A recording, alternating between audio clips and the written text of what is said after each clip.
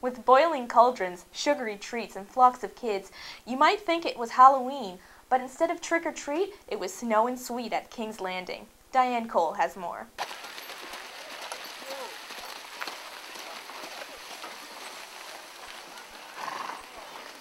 It's time to ring in the maple season, 1800s style. Hundreds of families came out to see the sights and try the tastes of an old-fashioned sugar camp. Many bright-eyed tots were there to have their first taste of the sugar bush. Employees and visitors were taking part in a tradition that dates back 200 years. It was very popular in the 1800s for outings, people to go and gather at the sugar camps to taste that first sign of spring, the candy on the snow. The annual Sugar Bush Festival aims to recreate this candy-making tradition.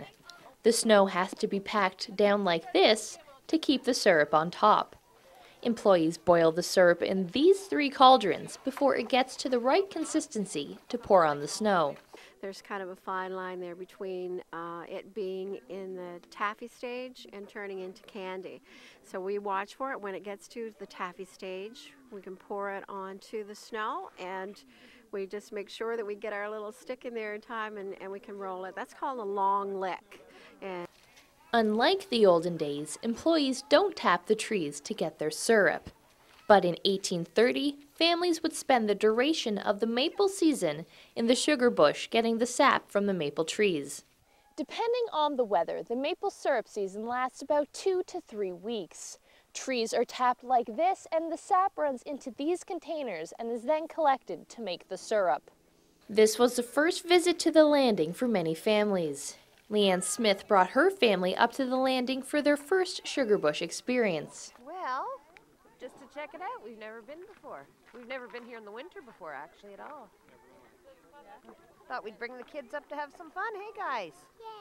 Like many little children there this weekend, Smith's 2 kids were very happy with the sugary snow candy. Sam, do you like the sugar candy?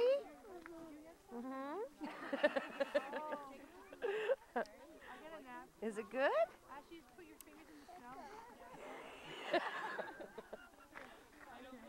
But Gilmore says kids don't really believe her when she tells them their sweet treat came from a tree.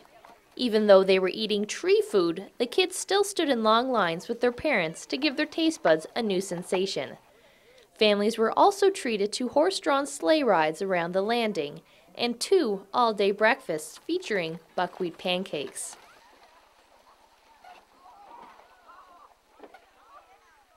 From a chilly King's Landing, I'm Diane Cole for Stu Journalism.